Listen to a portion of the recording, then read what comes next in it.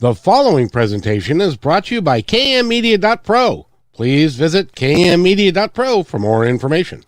Now stay right where you are as we present. Welcome to Positive Talk Radio, evolving ideas one conversation at a time.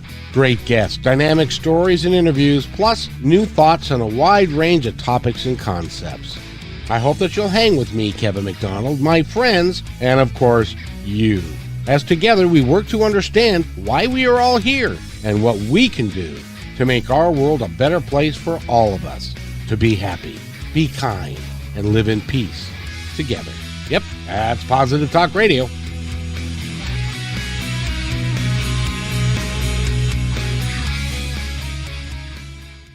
Everybody, to another episode of Positive Talk Radio. I am very, very, very pleased that over there, and that's Laurie Levin, and she is an author.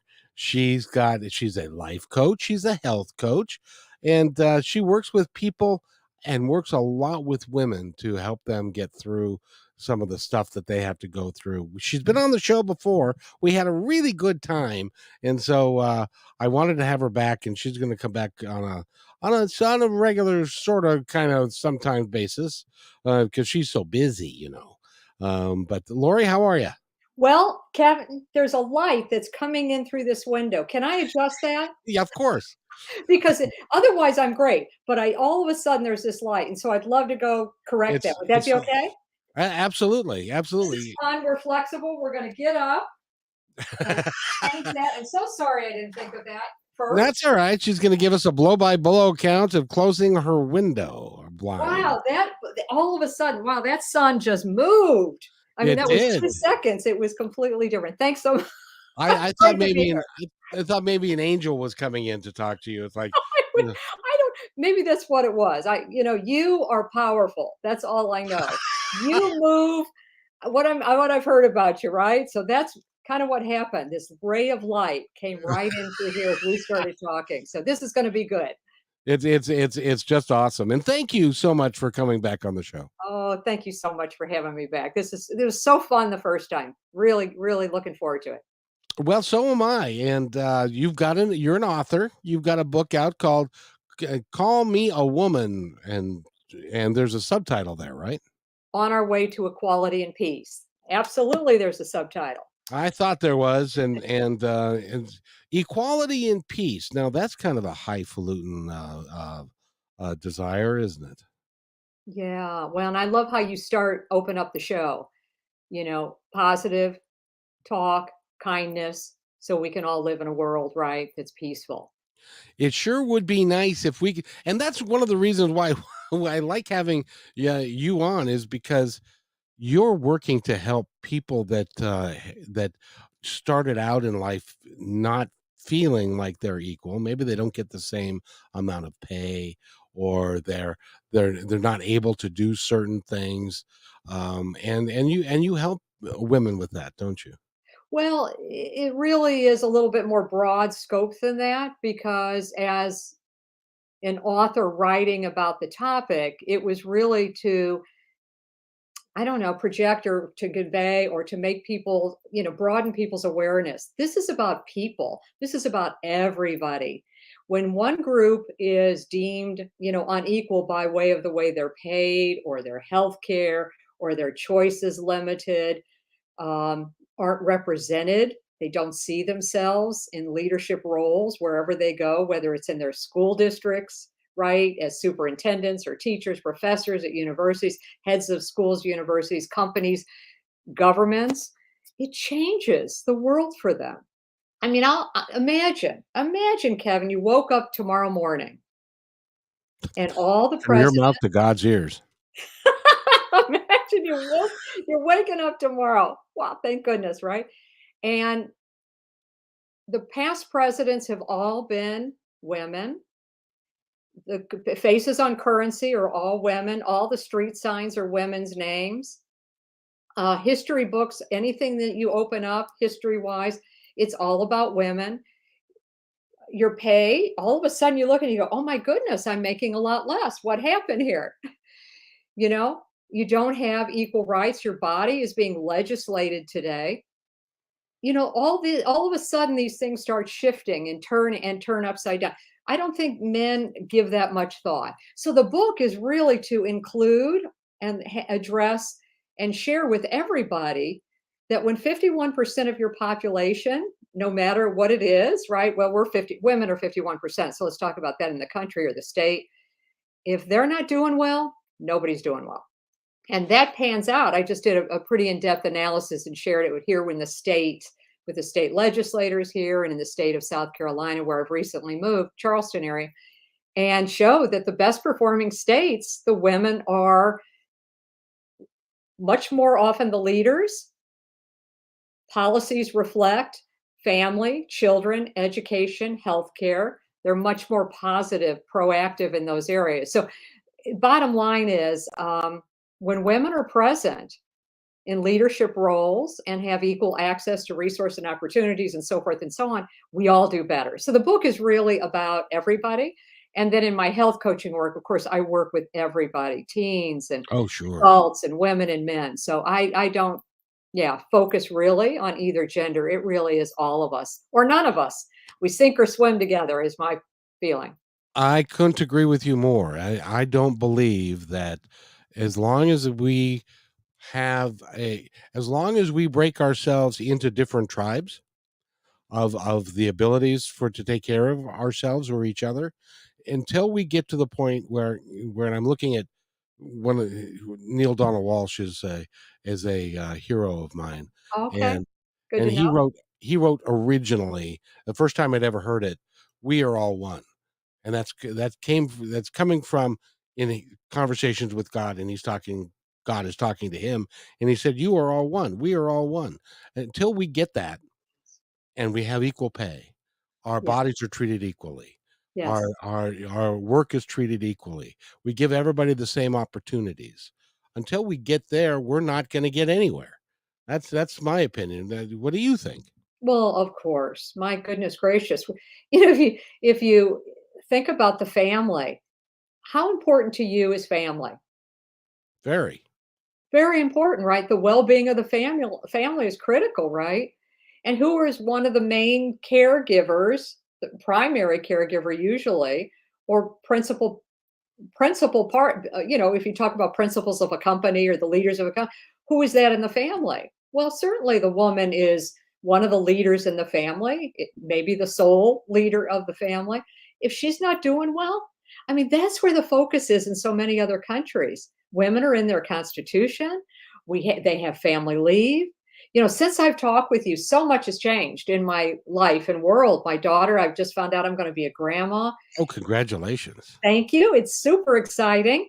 And I'm so thrilled for her. In Ireland, they get 26 weeks paid minimally, Oh, be still my foolish heart. You're kidding. 26 weeks. And 2 weeks before the due date, you're out the door. They're pushing you out the door because they want mom and baby to be at home before delivery to make sure all goes well, right? Can't guarantee it, but that's going to help if you're not working up until the last minute, right? So this Picking up isn't boxes in a company or whatever you're doing behind a fast food line or whatever. So so this is in Ireland? that's Ireland, and many countries have much more than that. The United States is, the only one of the only countries in the Western developed world that doesn't have family leave. And when you look at the states that have family leave, they are the ones where there's more female leadership, Congress people, state legislators, and the states are doing so much better. I divided it up into the 10 worst performing states in the country and the 10 best. And I'm writing an article this week, and I hope it hits. I've written a few op-eds since I've gotten here, so I hope it makes the cut here. But it will talk. South Carolina is not in good shape. It's one of the worst performing states in the country and yet has had the same congressional leaders as we know for years and years and years. And in corporate America, where I come from, if a CEO had that kind of track record, as I like to say, they'd be a former CEO. Exactly. Now how does Washington State rank in Well, your I knew you were going to ask me that. And so actually, Let's see. You do not rank in the top 10. And so I haven't done more in depth work about those in between. I've just looked at the top 10 and the bottom 10, like I did in my book, where I looked at the top 20 countries' performance and the bottom 20, because Now, it points to what are these doing that these are not. exactly. Now, I wanted to ask you, and this is, first of all, I want to preface this by saying Yeah. this is not a political show. We don't talk a lot about politics here, but when we're talking about gender equality and we're talking about the differences between the parties, but how people vote and who they vote into office affects at times gender equality, I Oh would my think. goodness. Oh my goodness. And so Yeah, consequently are there now, South Carolina is in the bottom 10, is that right? absolutely. How many red states are in the bottom 10? They are mostly. Yeah. And that's because they're not embracing the divine feminine and giving women an equal opportunity to be, because of the men are old white guys and they're knuckle draggers, and they don't, and the women should be in the home and they should be not heard or seen and not heard. Yes. Yes, and that kind of thing. And so I Yeah. wanted to make sure I got that right. I But know, I saw you pause there. Yeah, but absolutely. we've got to change that, Yeah. if we're ever going to get, if women, if we're going to ever treat people the same. And I for one don't get it, because most of the most powerful, strong people I know happen to be female. Well, then, it's not a litmus. It's not like, oh, goodness gracious, to be a great leader, you must be female. No, of course not. We know that's not the case. However, different issues and things are addressed when women are there. And what we know is we need about at least 30% female on any group board, in this managed C-suites, government, before you see such a shift. And so the states that are the poorest performers, their female leadership is in Congress is 12% to 19, 12 to 19%. So once you hit 30%, like a Massachusetts and some of these other states that just outperform all the other states on key quality of life and survival measures, they're 30%, 44%, 46% female leadership. So, everybody does better when women lead, negotiate, and legislate. There's no question about it. Peace in the world depends upon women at the peace table. Those peace accords last. They're much more likely to last, and people adhere, countries adhere, or groups adhere to whatever they agreed upon for longer periods of time. Climate change is critical that women are involved. They're leading the front there, and they need to be, included in the process there. That's changing everything. As you know, there's so many females that are part of, just leading the way there. So, it pans out. We see it. The data is there, and as you're saying, it's tough because people in power want to protect that power. They don't even realize, if I were to say, well, that's sexism or that's racism, they don't see that. They don't see it that way because the order of the world is based on how it is now.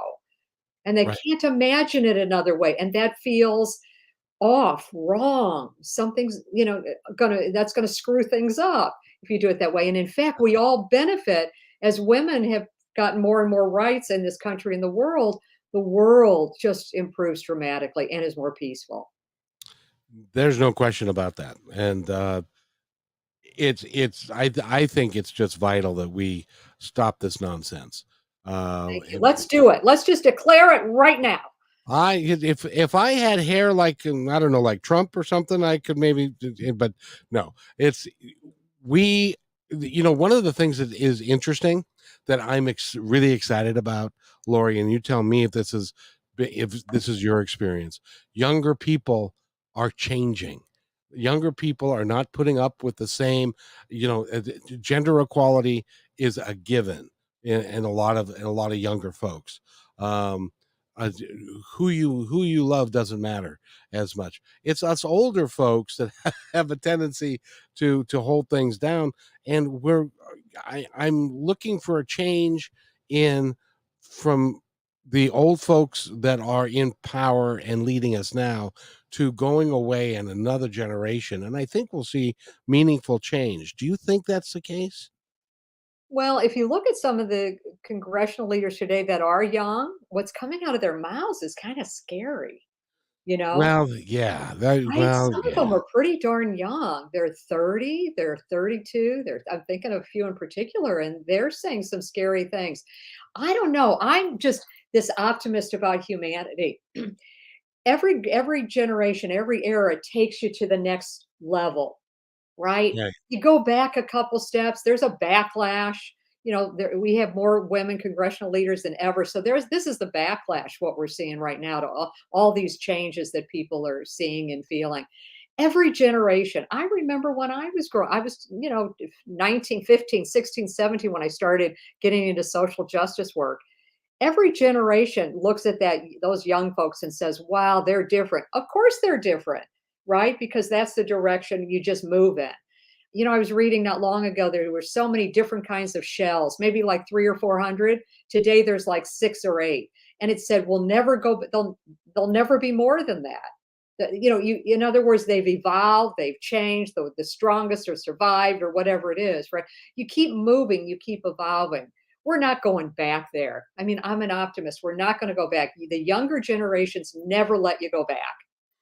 They no, won't. So I'm and very hopeful and I love what I'm seeing from this. It's not to discount what they're doing. It's just you and I, our generation, we were leading the charge for what we needed to do in our time.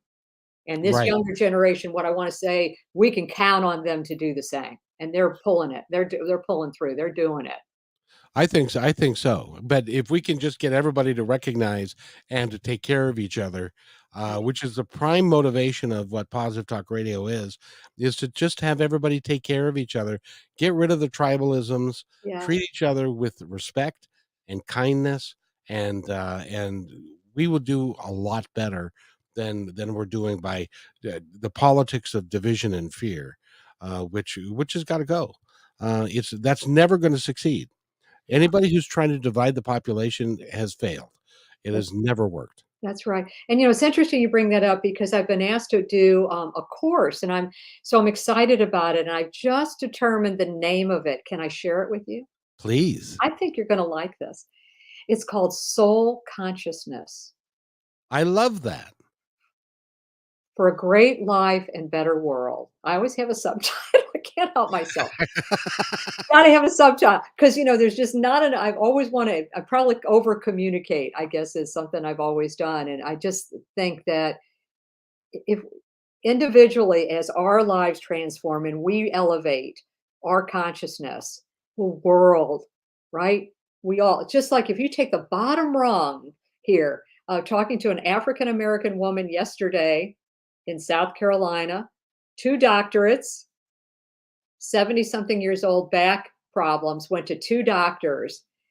How she was treated, she got no help for her horrific back pain that she walked in the door, and she said, "I walked out feeling like they were treating me like a child and a drug addict." She had braided her hair, and because with the back pain, she just wanted it to be she had a friend come over and do that for her because that meant she didn't have to do anything with it each day while Right? she's in such terrible pain, and they wouldn't help her. The way she said she was spoken to, and she walked out of there just saying, "You know what? I'm not going back to these doctor's offices and I've just wasted." I mean, it takes days sometimes to get into certain doctors. You're waiting, get this, whatever they call in our Western medical system, where you got to get this doctor's name and so forth. Anyway, just this point is if you take those people that are hurting the most, and I would say that's women of color in this country, right? And they elevate, right? Elevate that everybody else gets better. Everybody else gets better Yep. because the cost, the emotional cost, the physical, the money kind of cost, the financial impact of that on the economy, their lives, their families' lives, the pain that causes them and causes all of us. We're all impacted by it. So the point of the course is really to have each of us understand some very great techniques that I teach clients. They're the HeartMath techniques. You might be very familiar with HeartMath out in California. They're headquartered in Boulder Creek, California, just south of San Francisco. And using that and some core spiritual principles, I'm going to put together a 6-month course to help people learn how to respond to life's challenges very, very positively by way of these techniques. Actually rewires the brain so that you can respond from compassion and kindness rather than lack, fear, doubt, fear-based emotions. So I'm really excited about it. So soul consciousness. Yes, I like that. I like that a great deal because you know what they say, rising waters. Uh, what is that? Something about Ships. yes, rising. Never mind, forget it. I've lost the ability to do that one. Oh, rising That's waters okay. End floats of all your boats. day, you've already done a couple of these. It's like But I rising. wanted, I wanted. It was going to be profound too. But anyway, Yes. I wanted to ask you about heart math. I'm not familiar with that. Educate Oh. me. Oh, wow. HeartMath are the leading science-based techniques and technology. As a matter of fact, right before I got on, I always do, I used my M-Wave. It's a great it's on my desktop, and I also have one that's connected to my phone that I use 10 minutes before I go to sleep. It wasn't until I did that 10 minutes before I went to sleep that I slept for 7 hours straight. I was not sleeping throughout corporate life, didn't know what was going on. I just figured that was me. And sleep is critical for health and well-being, weight, heart health, getting a good night's sleep. It all depends upon that. So I'm really protective of sleep. And part of my routine is a 10-minute heart lock-in. It's an ear sensor, goes on the ear, first gets, it calibrates and connects with your pulse. Then it collects the data that shows your HRV. HRV is heart rate variability. That's the change from one beat of your heart to the other. And when we, through the heart math techniques, there takes seconds to a couple minutes, shift that heart signal to what's called a coherent signal, it changes everything. It tells the brain, I'm okay. Don't fight, flight, freeze. And everything else in the body shifts accordingly. So the heart is the organ in the body. We want to make sure it starts with the heart, right? The baby's born, the brain's down the line, way down the line. The heart is what starts beating. And so all the systems in the body want to sync in alignment with the heart. But in a stress state, if we're worried, if we're frustrated, if we're scared, the heart is very erratic and it tells the brain, fight, flight, or freeze, kicks out cortisol. That's fat around the middle. You blank out. Kids blank out at test taking. It changes everything. And these techniques just take seconds. And if we do that a few times a day, we literally start to rewire the brain. So we come from a very compassionate and kind place. So I'm on a mission, as is HeartMath and a lot of other folks, to share these techniques around, and they're doing that. They're around the world. HeartMath is known throughout the world. Where 20 years ago, when I started teaching them, along with other HeartMath coaches, it certainly was less known. So So we've brought it a lot. how do you find the stuff to put on your ear and stuff? Call Do, me, contact me. We, you know, okay, and I love it. what's your It's the easiest thing to learn, and it is one of the most amazing game changers for emotional well-being, which then impacts your physical well-being.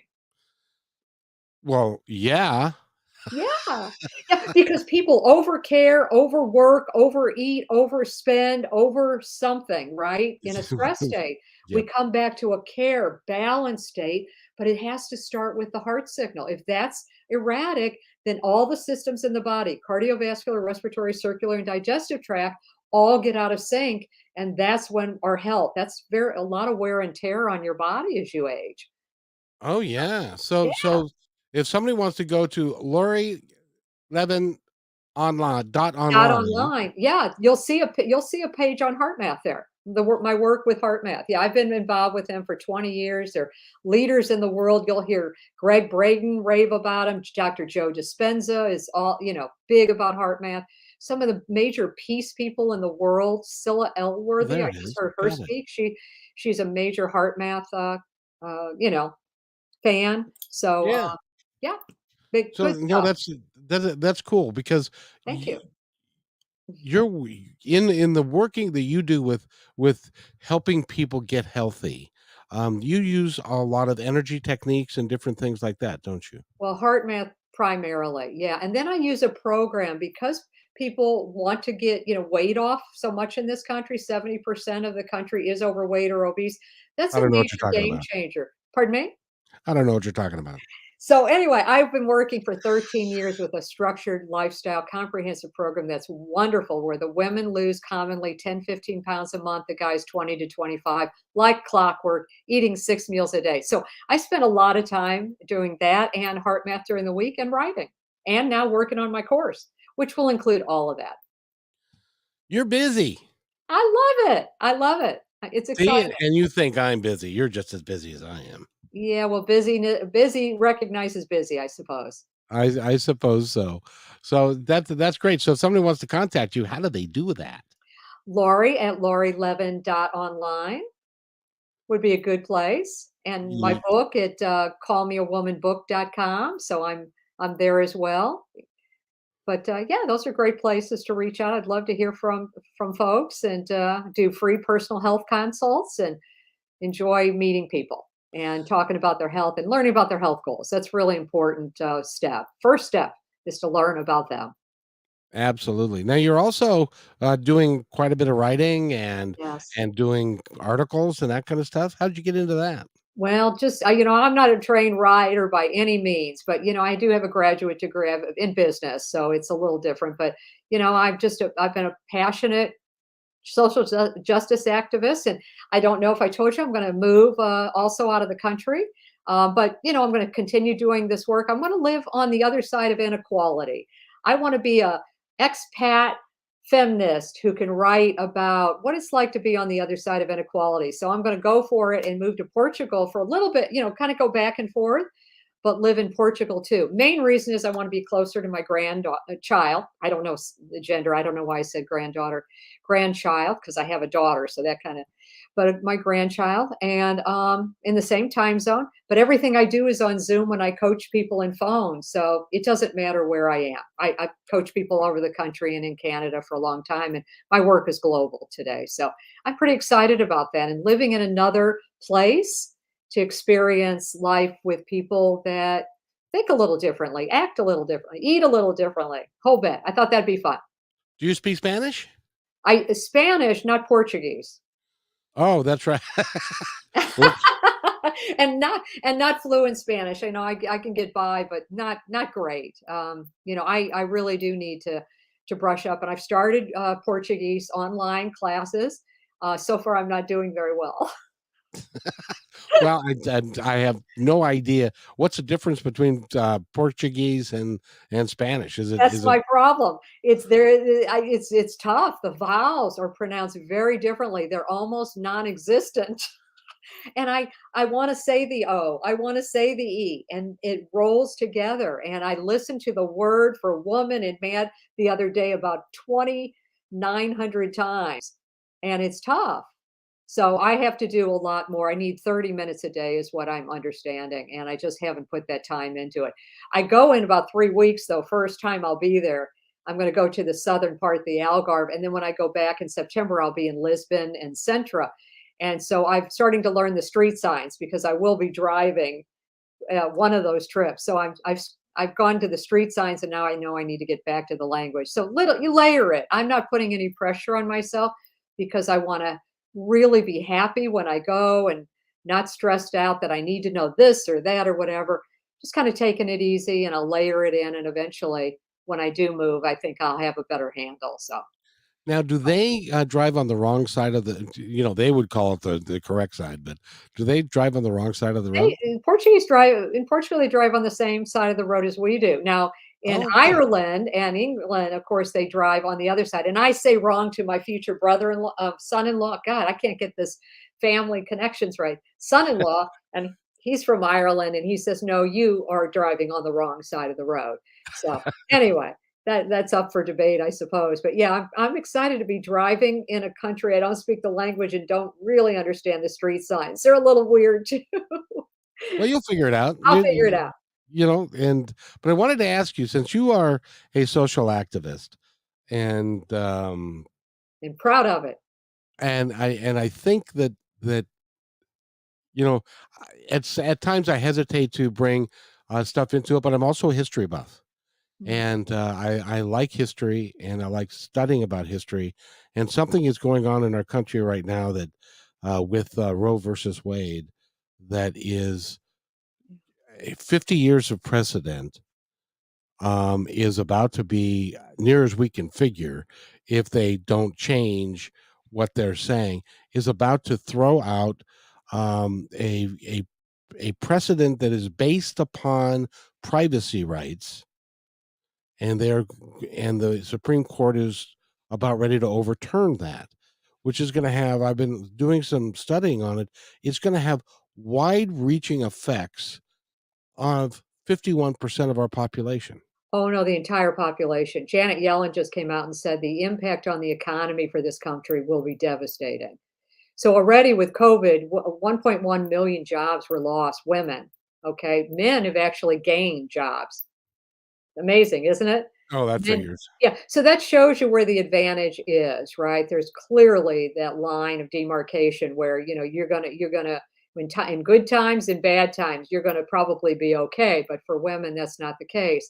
So, economically speaking, when you are forced into having a carrying a pregnancy to term, having another child, many people that get abortions already have children, and they cannot, whether it's economic or job or whatever it is, physically, emotionally. I mean, my gosh, what you're a father. Is there any more role that's more demanding? It's the most rewarding, no question, but is there any role that's more demanding of you than Nope. parenting? I see, I couldn't imagine if you were in your early 40s and you figured that the chances of you having another child were slim and none, and so you weren't all that worried about protection, and then you got pregnant and you're in your early to mid 40s. Now that can be life threatening for a woman. Well, uh, women, we can reproduce in our 40s. I mean, I think the age is up to like 52, 54, whatever. So many women. really? My sister had her kids at 42 and 46. Oh, wow. I was 39. So it really, I think that's all kind of an American myth a little bit about, oh, because then, women, it's all this pressure on women. It's always about women, how women need to live their lives and curtail their work lives and so forth to, around family. But men, you just keep doing whatever you want to do, right? I don't know, it's getting pretty old. It's really, really getting old. That's That's the America other for thing, you. so when I said wake up in the next morning and, history, you're out of history books, you're out of the white, you look at all that, you just don't see men at all. Imagine being told that you now have no choice. You have no say really in when you're going to be a father. That's dictated to you. That Imagine wouldn't that. Yeah, that would never, well, there's that Yeah, saying that yeah. if it was Viagra, they would, the government would pay for it, kinda thing. The government, we do pay for it. Insurance companies do pay for it. But we want to, take women. I just don't, Yeah, I don't understand the rationale, and it's a privacy there. He's using Alito, I think is using a privacy, argument and, but they can take that into same-sex marriage. They can right. take that into a whole bunch of different places. Did you hear I believe it's the governor of Mississippi just said that he's now looking at banning contraception. So, what is this about? Well, you say, "I can't figure it out." Understand, this is the backlash when women in any country, Afghanistan, the Taliban, what do they no education. You've gotta limit women if you're going to maintain power. So the patriarchy depends, authoritarianism depends upon the domination of women. Ah, Always has, always will, is dependent upon it. So you've got to control reproduction. And that's what men have done in this country historically forever. I mean, it's control women, keep them in the house, can't work, can't get educated, all those things, and then keep producing. I mean, look at all these countries that limit driving, limit schools, limit China, the number of kids. Now I think they're changing it again. So it comes back to restricting women's rights, and that's what keeps that world order, social order in place that keeps men elevated. And it's backlash right now, and it's just one of the most heartbreaking times to be. I said to my family the other day, I said it really is traumatizing to be female in America, because time and time again, a court case is decided, and what they'll say is there's no constitutional right. There's nothing in the Constitution. And when Alita said, there's nothing in the Constitution that says abortion, are you kidding? There's nothing in the Constitution that says women. We were excluded from the Constitution. So of course there's nothing in the Constitution about abortion, right? Well, and African Americans were 5/8 of a person. Right. I'm either that's in the Declaration of Independence or the Constitution, one of the two. Well, and the whole reason for the Electoral College, which is really problematic today, and why we have minority rule. So that's what's scary for me about thinking about this country and its future. Because when you have minority telling what the masses, then everybody suffers, because it's not in the benefit of the majority of Americans. The majority of Americans support, right? Yep. A woman's right to choose. I mean, It's absolutely supported. Majority of this country supports the Equal Rights Amendment. We haven't been able to pass that. We're coming upon the 100th year. I've been working on the Equal Rights Amendment since I'm going to say 76. That's a and it long still time. hasn't passed yet. It still hasn't passed. That's amazing. Yeah. Well, and the thing is with in this country with the Congress the way it is, and you've got one side which is just not going to compromise on anything. They're not going to agree to anything. And it's like what I interesting. I had a conversation with a friend of mine. You know who, in my opinion, the most powerful person in the country is? Are you going to say Nancy Pelosi? Nope. No? Okay. I just thought perhaps a woman, so I was thinking of a very high ranking. Who's the most powerful person in the country? Mitch McConnell. I was just going to say, who are you thinking? Tell me. Okay. Got it. And the reason is he held out he held Yeah. out Merrick Garland for a year, Yeah. and would not put him and who Obama had put forward as a Supreme Court justice. He held that out for a year, and yet when I forget who it was that passed away, Ruth Bader real, Ginsburg. yes, right near the election, and then he put that one through, which became the supermajority.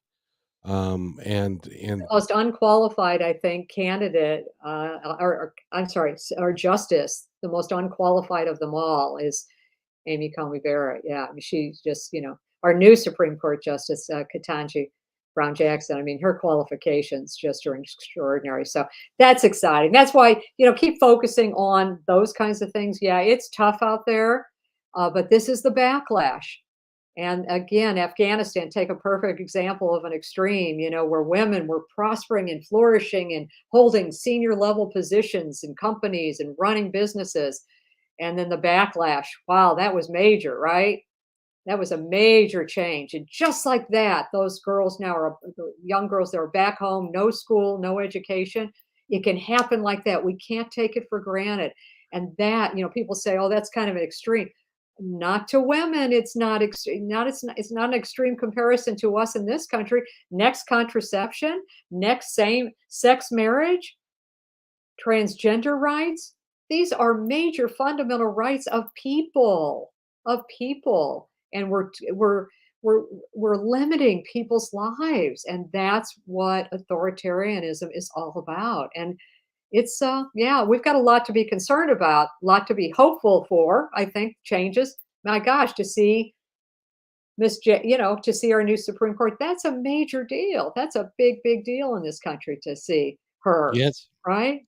Take yes, indeed, and Yeah, hopefully, put on the I'm road. I'm real hopeful that that that the Supreme Court will see that what they're doing will have lasting effect, and it will be cataclysmic for a lot of women and a lot of men too, Oh, and just absolutely. families Absolutely. and nobody, because the one thing that I just don't understand is that, and maybe you can help me with this, is that their rationale is that pregnancy begins at conception, and they want to make sure that that child survives.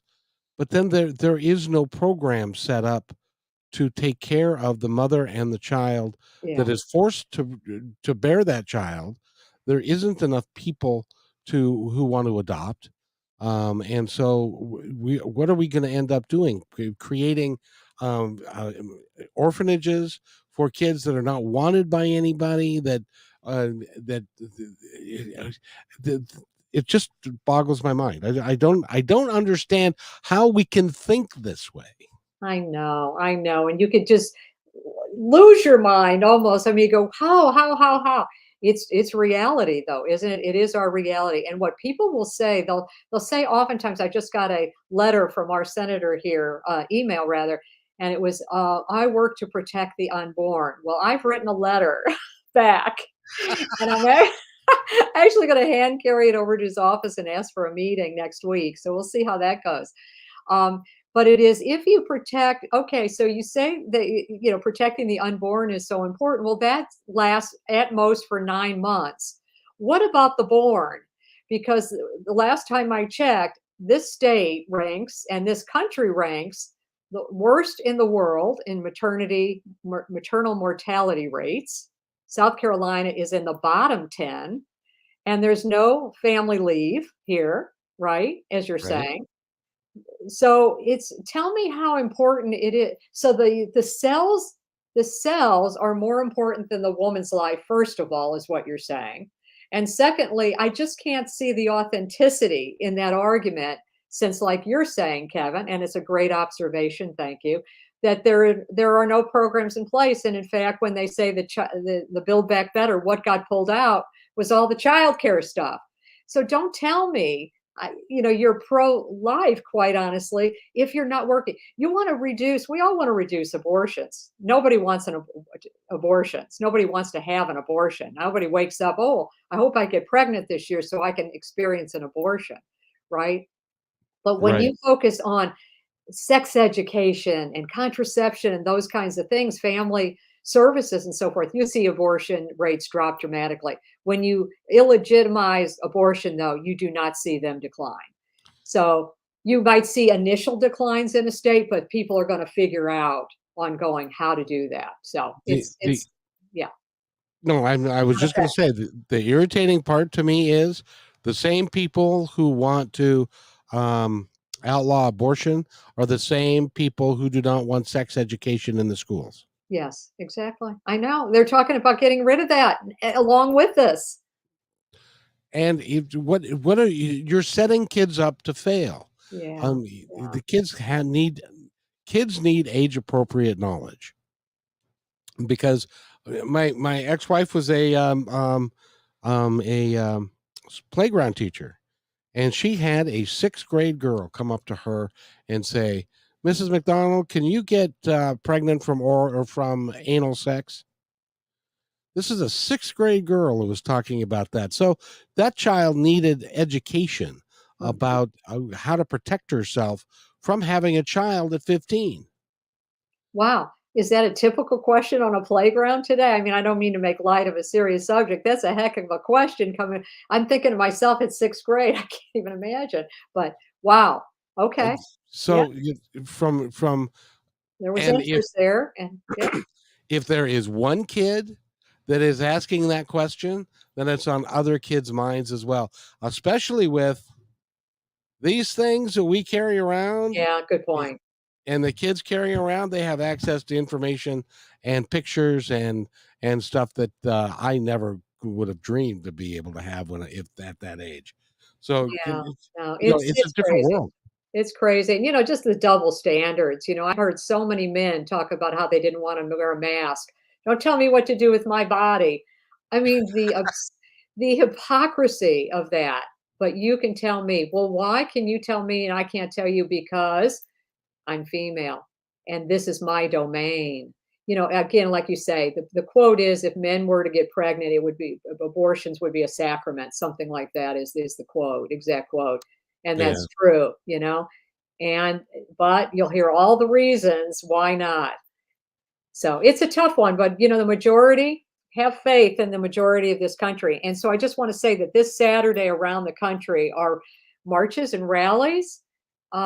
Get out if you want to be inspired and feel hopeful. DC and all over the country are rallies and marches to say, our choice, our body, our choice, our right. So get out and support that. We need it. absolutely. And I just like what you're doing. I like it. I Thanks. like I everything that, appreciate you. but how Appreciate can you a you lot. I got to ask you a question though. South Carolina, really? I know my family when I said, you know what it is? I needed to get out of the Midwest. I needed to get to the coast because my daughter is in Europe, of course. And I needed beach. I needed sunshine. I need warm. I can't take that cold weather. I cannot stand. Sorry where you are. I mean, that cold weather just goes right through me. There's not much. It's serious. And Charleston, by the way, I checked it all out. Charleston is a blue city. Most of the people that live here are not from here. They're from northern areas. I mean, anybody you meet, I'm from New York, I'm from New Jersey, I'm from Ohio, I'm from Indiana. You hear that all the time. And so and it's very, very nice people, but it's really quite liberal here. Still a lot of work to do when you move outside of the city limits there. But I felt this was short term to get to the coast and get out of that cold weather. And now it just kind of got me closer to, where I'm heading for a while. So it's life's a journey, life's an adventure. I'm ready for another one. There you go. And you're going to have one. Yeah. Boy, I'm I excited. tell you, Are you a grandfather, by the way? I Or am a grandfather. you are? Oh my goodness. I didn't know that. Okay. I have a 3-year-old granddaughter who lives in England because my son is in the Air Force. Oh my goodness. And Okay. so they were in Japan and now they're in England because he doesn't want to come back to the States. Oh, So he's a mechanic for the Air Force and he works on an Air Force base. oh, well, wonderful. So you're So a grandpa. Well, England has one of the best healthcare. Yeah, system. So I'd be curious to know what their not maternity, but family leave is for the guys and the women. yeah, that would be interesting to know. That would, Yeah. yeah. So Yeah. I'm going to go visit there in a year or so, and Okay. meet her. Met her on Zoom and Okay. Skype and that kind of thing, but to meet her face to face, and I'm sure she's wonderful. she's a 4-year-old, so you know how that goes. Oh, I'm sorry. I thought you were talking about the mother. I beg your pardon. You're talking about your grandchild when you said that. Well, no, the mother's a nice person too. Okay, good. I mean, I want to give it. She had the baby. Goodness gracious. Let's not just She jump over that. well, 9 she months. did. You want to talk about what it's like to be pregnant? Some show? I'll tell you. Well, and we should talk about that next time because Yeah. she had postpartum depression, Oh, and that was a major deal for her, and it major. took a Yeah. yeah, and it's hard, and she was in Japan when then so they didn't have a lot of family or friends around and stuff going through that, and it's hard when you got an infant that you are Yeah. Demanding alone. of you all the time. Is she okay today? She doing well? She's better today. Okay, Uh, wonderful. I'm glad. I'm really happy for your family. That's awesome. Yes, indeed. By the way, we're talking with Laurie Levin, and you need to get the book Call Me a Woman on Our Way to Equality and Peace. How long has the book been out now, by the way? Oh, I thought you were going to say, how long did it take to write? You don't want to know. Um, about a year. How's it I doing? can't get over it's a year. And it was so fun to write it. It was grueling. The last 2 years were just unbelievable. There was COVID, so that the first year in my isolation, it just gave me more reason to stay in. But um, when I look back on the process, it was really remarkable, and the people I got to meet to put it all together that came together on the book and helped. It was really an amazing experience. I hope to write another couple books. So thank you. for Well, sure. cool. And it even says on the book, #1 international bestseller. Well, yeah, so Amazon has ways, you sell books in other countries. So it's a nice way that helps promote the book too when you Right. achieve that. And so I had a great launch company in Canada who really helped me understand how to do that. They did so much of the work. They designed the website, callmeawomanbook.com. They did an amazing, get a chance to check it out. They just did an amazing job on the website. Lots of quotes from the book, lots of testimonials. So again, just a real pleasure to write it. It's gotten me in to be able to speak and present at places that I wouldn't have been able to. But it really, one book demands another because you don't sell a lot of copies as an unknown author and, and the first time through.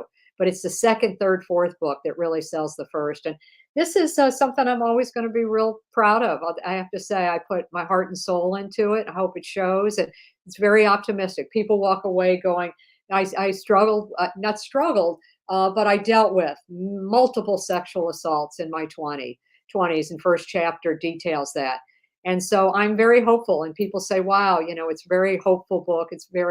It's written to inspire, and it's very optimistic about where we're heading. And always feel that way because, and a lot of part of that is, I think, well, my family, certainly that's the way we are, but also HeartMath. It shifts the way you view everything. Everything is opportunity. Obstacles are the way. And so, yeah, these were major obstacles in my 20s to work through and understand and figure out how to navigate and go to work with black eyes or having just been sexually assaulted and so forth, how to kind of navigate that process and get safe and still show up at work and keep my jobs and get to school. I was working on undergrad and graduate degrees at night. So, the things that for somebody who has been raped, when you go to college, and that happens at college, I remember just walking forever because I wouldn't go in garages forever at school, and I'd be late for class, but I'd have to park on the street where it's all lit up to feel safe walking into class and out late at night. So it changes everything. So anyway, but still, there's just so much good news, I think, and we're all, I think people do care and want to lessen that certainly. And we're more open today about the Me Too movement certainly has made this much more visible and people more aware. And I think men like you, Kevin, I'm so thankful for people like you who get it. I mean, the first time we spoke, I got up and said, that guy gets it. That guy gets it. And I'll tell you, being a white American male, there's so much entitlement that you have from birth. A Oh, lot I of know. guys don't get it. They're good meaning guys. They're wonderful men. They're clueless though about their entitlement. Would you agree? Oh, absolutely. Absolutely. I realized early on and that because I was a white guy, I didn't have to do some of the stuff that people that had to work were much smarter than me and much more gifted than me had to do more. But because I'm a white guy and I've got certain privileges that, well, I'll give you a perfect example. Yeah, please. Want to hear it. I interviewed 5 African American 20-year-olds, and it's on my independent report, and we were talking about getting stopped by the police. Yeah. And then they said, well, we were taught from an early age, and one of the moms is a good friend of mine, and she was on as well, and she was saying, I taught them put their hands on the steering wheel, uh, don't make any fast moves, don't look them in the eye, do what just be very benign and don't reach for anything, but Mhm. keep your hands in view and all that when the cop comes up. And I said, that never even crossed my mind, because one time I was driving in my car and I was speeding, and I didn't think I was speeding but the speed zone had changed, and I get pulled over by a motorcycle cop. And I think that he's got it wrong and that I wasn't speeding. So what do? I jump out of my car and start walking towards the cop. And these kids that are in their 20s were going, "You did what?" They said, "I got out of my car and started walking towards the cop." And they said, "You don't understand. If any of us did that, he'd have pulled a gun." Right. Right. And it was like, it dawned on me at that point that my white privilege extended to my interaction with the police, my interaction with other people of authority. When you go to court, it is pervasive on how lucky I am versus how unlucky somebody else is just because they're a different color. Life and death. Yeah, and Yeah. it, The difference of life can be life and death. Prison sentence. yes. Or you get written up if you're a worker and two guys do the exact same thing. One's a white guy, one's a black guy, and they're treated differently. Imagine going in as a female too and being told, and this is pretty current times, "Oh, I'm gonna pay you less because you don't have a family." He had the family to take care of. That's not, too old of a statement that a lot of women would hear, and even if they don't hear it today, it's still present in Yeah, how it raises, they don't right? hear it, but it's still there. It's still there. Women, the thought when my daughter went away to college, I had the same feeling. Oh my gosh, I was just so nervous for her on a college campus when she left and talked to her about it, and stay with the group. The first year is where most women are raped. One of five women on a college campus, think of one of every five goes through that horrible experience. And so they're not, what happens is you don't have your social support, system. You don't have the friends with you necessarily that know you. They're going to jump up if you walk out of the bar with the guy to walk back to your dorm like I did, thinking, oh, this is okay. This is a lead basketball player on the team. This is cool. Nothing's going to happen here. He was a friend of friends. He was always around my circle of friends. This is okay.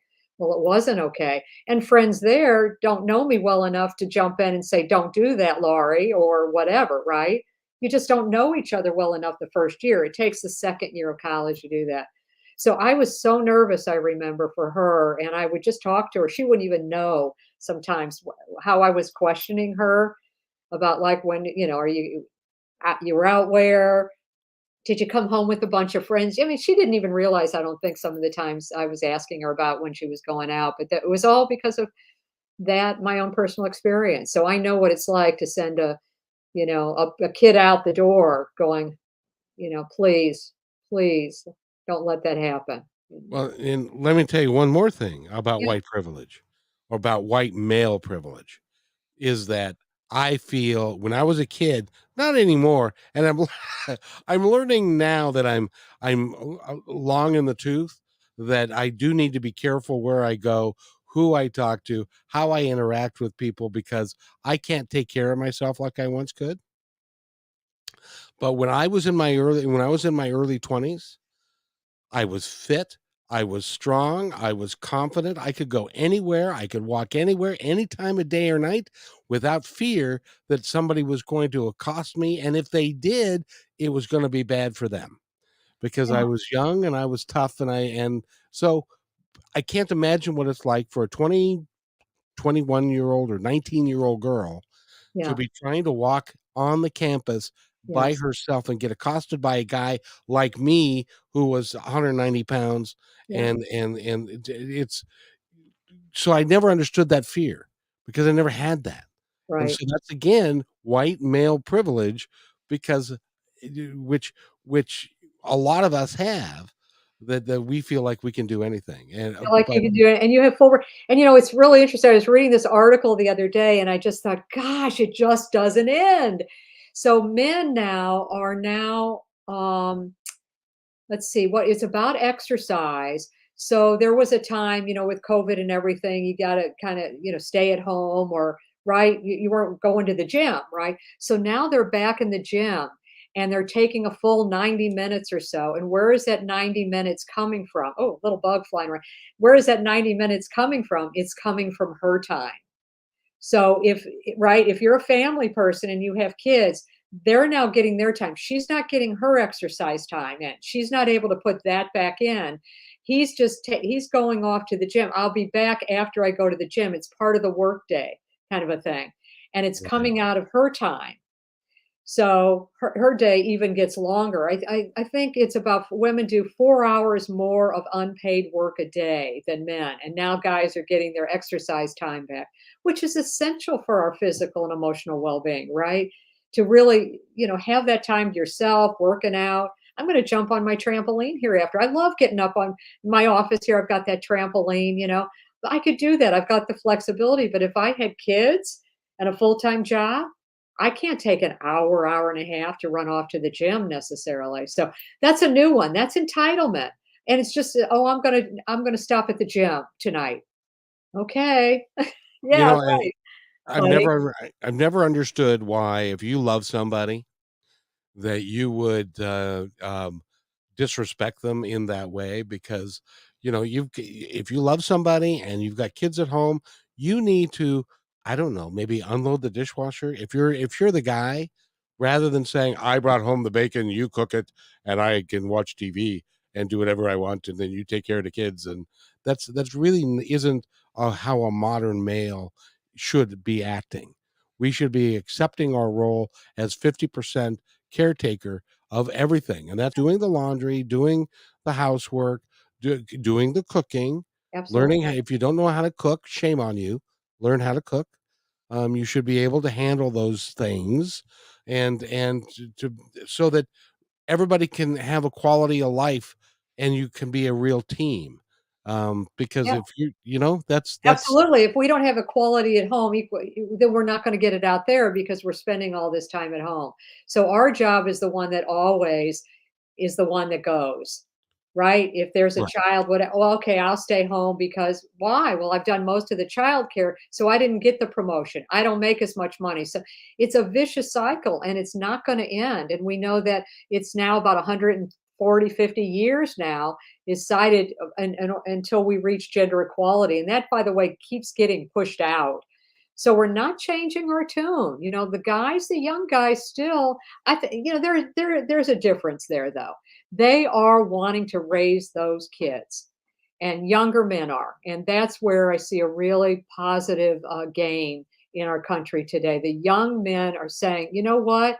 I don't want to be an absent dad. I didn't see my dad. I didn't know my dad. Whatever. How many times do you watch a movie, right? And the star of the movies that you, Kevin, didn't know your dad, didn't see your dad. What? My dad worked 6 days a week for the balance of my entire life, and when he was in my growing up years anyway. Uh huh. So he worked 6 days a week.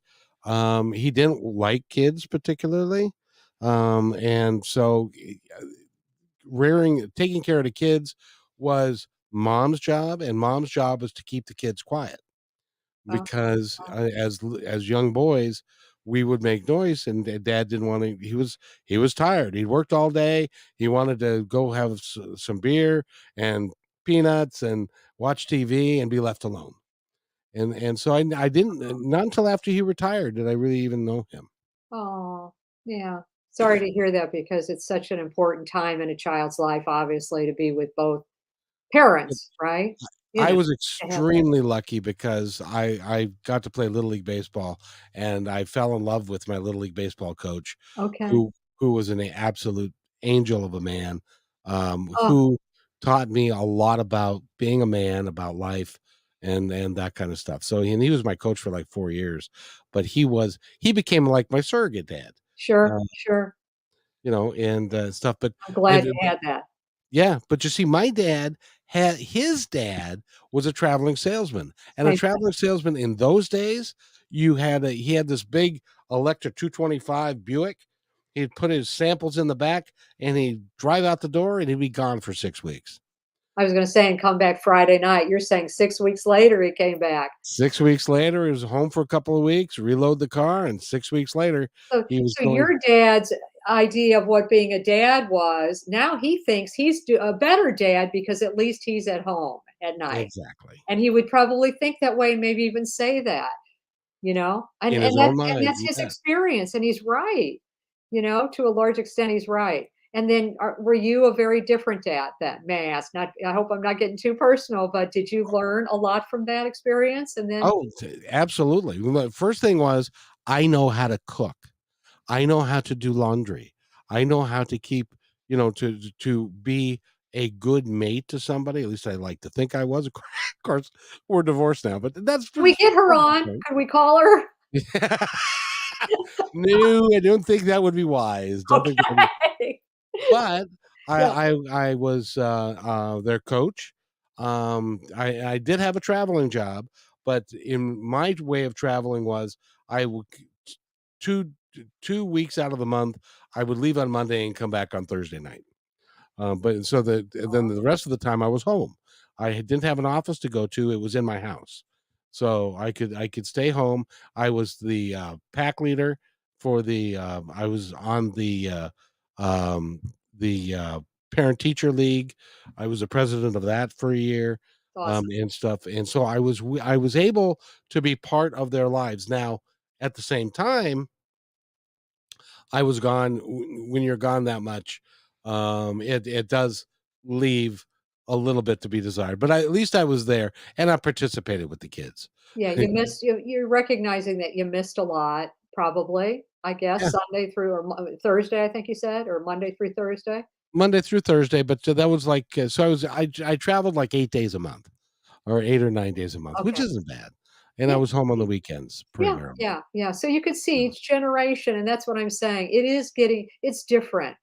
And I'm just feeling really hopeful that our kids today are being raised more and more by men in the house. What we do need to see from them, though, is a little bit more roll up the sleeves and take on not just the coach kind of job, but know those kids' friends, arrange the play dates, make sure you're at the doctor's visits at least half the time, because those are the things that women get pulled off out of their jobs for and do all the time.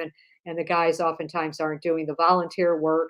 I used to go to volunteer at school and I'd never see men at the table. I mean, it was Oh, very, very rare. So, there's just stuff that kind of involvement is a lot of hours that women put in and day out that we need a break from. We need the help.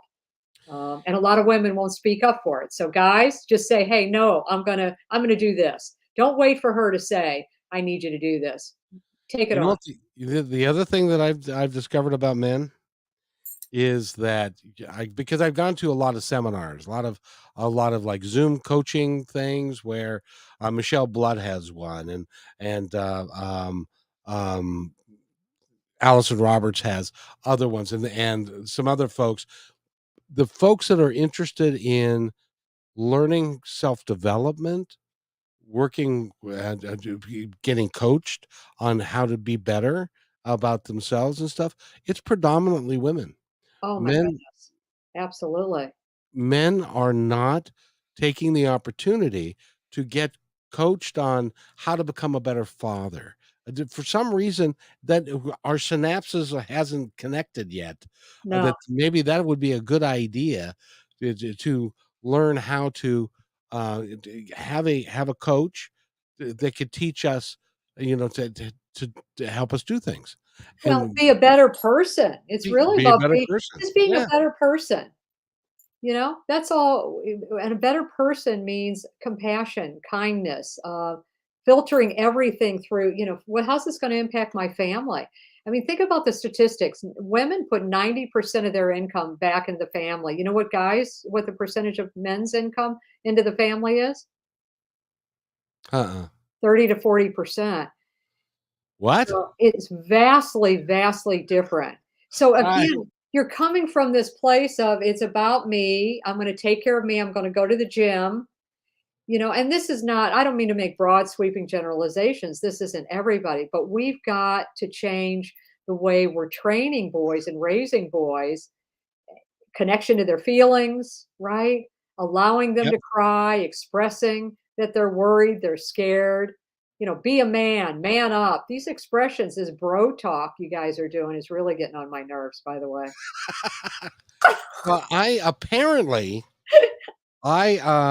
did not read that book about guys having taking most of their money and doing it for stuff, and women put most of the money into the house. In my case, it was everything that I made went towards taking care of the family, taking care of the house, including my parents used to give us Christmas gifts and they were reasonably sizable, like $800 each. And my wife took hers and played with it. I paid the mortgage with it. Yes. And I have to say, as I say in my book, great men out there, right? Great men out there. Most men are not violent. I go on and on about that in the book. It's just that given the rates of violence in this country, given the unequal pay and so forth, too many men are not thinking about these things and are wreaking havoc in our lives, quite honestly. So we just need to, we've got a good base of people. I think the majority of people care and are good, just need some education and some awareness that these things exist, and that just because a woman says, "Oh no, I'll do it," or she's doing it, uh, doesn't mean it's in the best interest of the family's well-being, and her health and well-being are integral and essential to the family's well-being. Stop the self-sacrificing women. We're not meant to do that. And we've got to think of ourselves equally and as important, and stop doing everything in the house too, and speak up to the men, because oftentimes they're told, no, I'll get it, I'll do it. So anyway, Well, the other thing is it's a generational thing, and yes, if you are doing that as the wife and you have a daughter, that's yes, the example that she's or a getting. son, right? The Or a son's son. then looking for a wife or mother or of his children or girlfriend, whatever, that does all the same stuff. Exactly. By the way, I could talk to you all night, but we're Yes, going to have to wrap this up because I'm yes. sure you've No, got thanks, Kevin. Great it's to be here. See it again today. it's 7:15 your time. My goodness gracious, it must be Good. dinner That's good. time. Pardon me? It must be dinner time. It's 7:15. Well, actually, I ate a little bit before. As a health coach, I eat every 2 to 3 hours, and, so I'm always eating something, and so I did eat a little bit in case we got a little long-winded, which we tend to do. Yes, we do. Yes, we do. Yes. But thank you.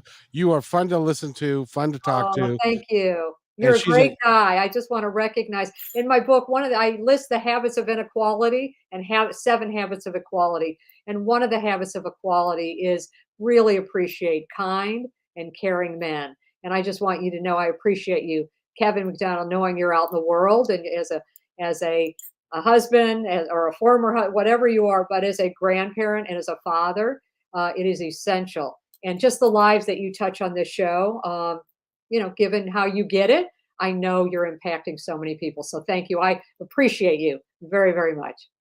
Thank you. I accept that. And Good deal. I appreciate you. So Thank you. it's Thanks so much. and go get the book. Call Me a Woman, Our Way to Equality and Peace. On That's Amazon. Absolutely. Yep. Amazon. They'll find Barnes it. and Noble online. Yep. Stay Thank right you. where you are. I'll be right back. Okay. Thanks for enjoying this episode all the way to the end. Please give us a like and subscribe to this channel. This has been a production of kmmedia.pro.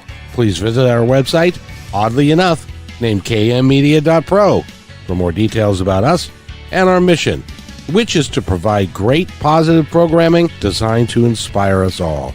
I'm Kevin McDonald, and I'm proud of these shows, and I truly hope that you'll like them and share them with friends and family. So on behalf of our entire team, remember, be kind to each other because each other's all we've got. We'll see you next time.